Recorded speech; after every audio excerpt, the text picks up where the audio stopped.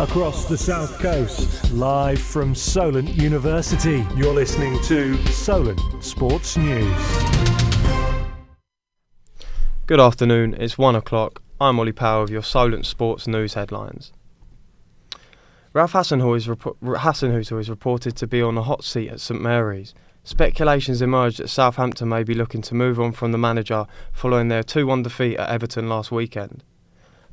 The club has denied these rumours, and Hasenhüttl has said he's not worried about his future on the South Coast.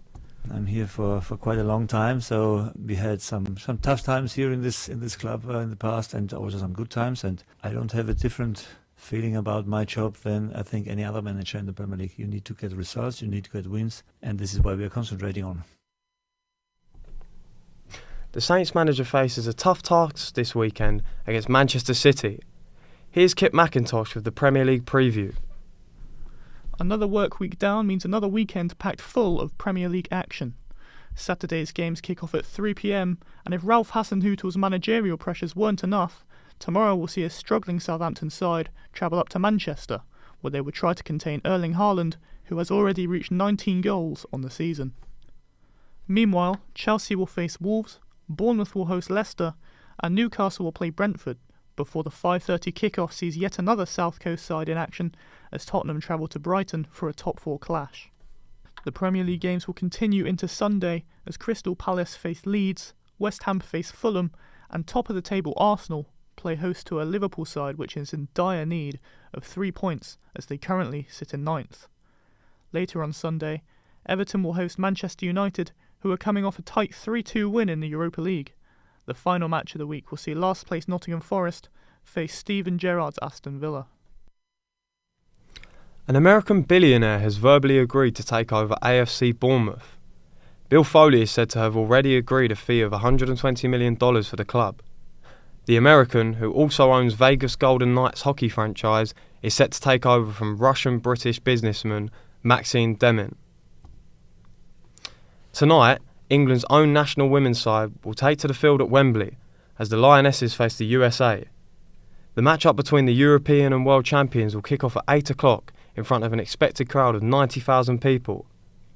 Stay tuned in to Solent Sports News as we bring you an exclusive interview from Wembley at 3. The Scotland and Wales women national teams have both progressed to the World Cup playoffs after defeating Austria and Bosnia respectively.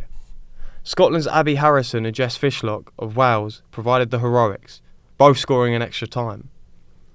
Scotland manager Pedro Martinez expressed mixed feelings about the game.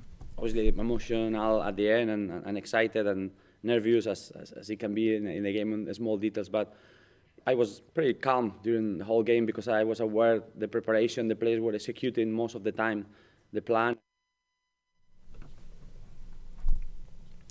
Portsmouth women's side remained second in the table after demolishing Billericay 5-0 and continued their impressive start to the season, losing just 1 to the London Bees last month. Captain Danielle Rowe said that it was the team's bonding and friendship off the pitch that makes them so effective on it. The fight between Conor Benn and Chris Eubank Jr. has been postponed. The O2 Arena in London was set to host a match-up this Saturday. However, a positive drug test for Benn has thrown the event into the limelight for all the wrong reasons. Promoter Eddie Hearn felt postponing the event was the only option. Whilst we were desperate for this fight to take place, for the fans, for the undercard fighters, we also made a decision that we felt we had to at this time, especially considering the interest of the sport and the British public. Teammates George Russell and Lewis Hamilton topped the timesheets in practice too. The Silver Arrows showed serious pace and consistency, despite being without a win so far this season. Max Verstappen, who is hoping to clinch a second world title this weekend, was hot on the Britain's heels in third. British superbike rider Chrissy Rouse has died following a crash at Dorrington Park. The 26-year-old was airlifted to hospital after another rider hit him in an unavoidable freak accident. The ex-secondary school teacher has been praised on Twitter as being respectful and wholehearted. Golfers taking part in the LIV tournament's upcoming events at Bangkok and Jeddah will not be able to earn ranking points. The OWGR has made the decision after the LIV made a strategic alliance with the Middle East and North Africa Tour. A great British triathlete wins silver in the Ironman World Championship. Lucy Charles-Barkley finished runner-up in Hawaii as the competition said aloha to its first ever woman-only race. Charles-Barkley was in first place after the swim, but was later passed by American Chelsea Soldaro, who went on to take first. A Paralympic champion says people have accused her of faking her disability. Kadina Cox lives with MS, which affects her brain and nerves. Despite winning 2 gold medals at Tokyo, Cox has expressed her disappointment with the public perception of her disability, calling those who criticise her ignorant and uneducated. The Women's Rugby World Cup begins tomorrow after a postponement from 2021 due to the pandemic. England are set to face Fiji in their first game.